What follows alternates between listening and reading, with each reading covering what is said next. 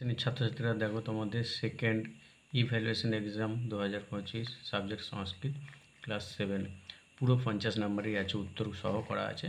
দেখো বাংলা ভাষায় উত্তর দাও 5টি।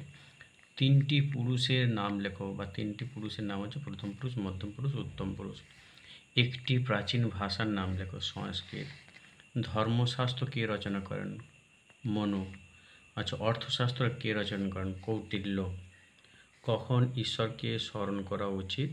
প্রাতঃকালে বা সকালবেলায়। সকালবেলায় লোকেরা কী নিয়ে মন্দিরে যায়?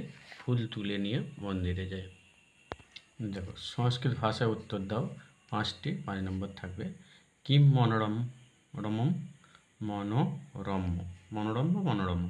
প্রাত মনোরম। আচ্ছা, কা সরোবরে বিচরন্তি? কলহংসা। আচ্ছা, কদা পাঠভ্যাসস্য উপযুক্ত কালো?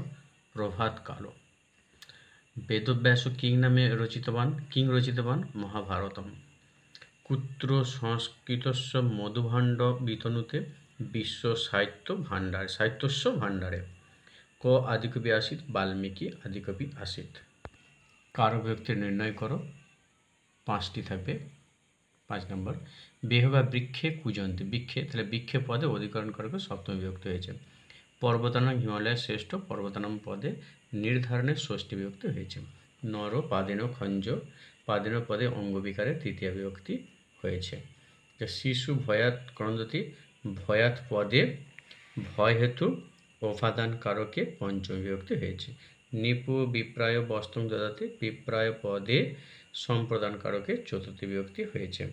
গ্রামং নিকষা নদী? গ্রামম পদে নিকষা শব্দের যোগে কর্মকারকে দ্বিতীয় বিভক্তি হয়েছে। দেখো সর্বনাম বসাও বলেছে শূন্যস্থানে। অহং গচ্ছামি, আমি বসিয়ে দিয়েছি এটা। অহং, এখানে প্রশ্নটা এরমই থাকবে, অহং গচ্ছামি, যেহেতু ক্রিয়াপদটা গচ্ছামি আছে তাহলে অহং হবে। আচ্ছা, স পঠতি, সেই যে স এখানে স হবে। আচ্ছা, ড্যাশ গমিষ্যাব? আবাম গমিষ্যাব। আচ্ছা, ড্যাশ পটিসন্তি? তে বা তা, তে হলে পুংলিঙ্গ, তা হলে স্ত্রীলিঙ্গ। আচ্ছা, ড্যাশ তিষ্ঠসি? মধ্যম পুরুষ আছে, মধ্যম পুরুষ এক বচন যুষ্মৎ শব্দে, তাহলে তম তিষ্ঠসি। ড্যাশ দাস্যত দান করো? তৌ বা তে, তৌ বা তে, তৌ পুংলিঙ্গ, তে স্ত্রীলিঙ্গ। আচ্ছা, শব্দরূপগুলি লেখো। দেখো 10টি করতে হবে। আচ্ছা, নর শব্দের প্রথমার তৃতীয়ার বহুবচন? নরা দন্তেন রয়কার বিসর্গ, নরই দন্তেন রয়কার বিসর্গ। তাহলে নর শব্দের প্রথমার বহুবচন হবে নরা, আর তৃতীয়ার বহুবচন হবে নরই দন্তেন রয়কার বিসর্গ। ফল শব্দের দ্বিতীয় তৃতীয়ার এক বচন? ফল শব্দের দ্বিতীয় এক বচন ফলম, আর ফল শব্দের তৃতীয় এক বচন ফলেন, ফল ঐকার দন্তেন। আচ্ছা, মুনি শব্দের চতুর্থী পঞ্চমীর এক বচন? মুনি শব্দ চতুর্থী হচ্ছে মুনয়ে, আর পঞ্চমীর এক বচন মুনে মরাস দন্তেন বিসর্গ। নদী শব্দের ষষ্ঠী সপ্তমীর বহুবচন? নদী নাম, ষষ্ঠীর বহুবচন নদী নাম, আর সপ্তমীর বহুবচন নদীসু। আচ্ছা, দেখো লতা শব্দের পঞ্চমী সপ্তমীর বহুবচন? লতাভ্য পঞ্চমী, আর লতাসু সপ্তমীর বহুবচন। আচ্ছা, ধাতুরূপগুলি লিখতে বলেছে, ধাতুরূপগুলো দেখো কীভাবে করতে হবে। গম ধাতু লট প্রথম মধ্যম পুরুষের এক বচন? তাহলে প্রথম পুরুষের এক বচন লট বর্তমানকালে গচ্ছতি, আর মধ্যম পুরুষের এক বচন গচ্ছসি। আচ্ছা, ভূ ধাতু লিট অর্থাৎ ভবিষ্যৎকালে মধ্যম পুরুষ উত্তম পুরুষের বহুবচন? ভবিষ্যৎ ভবারস মধ্যনিষ থ, আর ভবিষ্যাম উত্তম পুরুষের এক বহুবচন? ভবিষ্যাম ভবারস মধ্যনিষ বিসর্গ। পট লট প্রথম পুরুষের দ্বিবচন?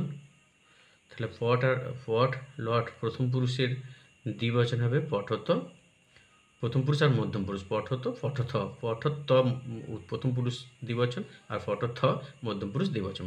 দা ধাতুর লিট প্রথম পুরুষ উত্তম পুরুষের এক বচন? তাহলে দা ধাতুর প্রথম পুরুষের এক বচন দাস্যতি ভবিষ্যৎকালে, আর দা ধাতুর লিট উত্তম পুরুষের এক বচন দাস্যসি, এই উত্তম পুরুষের দাসস্বামী হবে, দয়াকার দন্তেশ মায়ারস। উত্তম পুরুষের এক বচন হচ্ছে লিট দাসস্বামী। আচ্ছা, স্থা ধাতুর লট প্রথম পুরুষ মধ্যম পুরুষের বহুবচন? তিষ্ঠন্তি হবে স্থা ধাতু, আর প্রথম পুরুষের মধ্যম পুরুষের বহুবচন হবে তিষ্ঠত, তার মধ্যনিষ থ, বিসর্গ হবে না।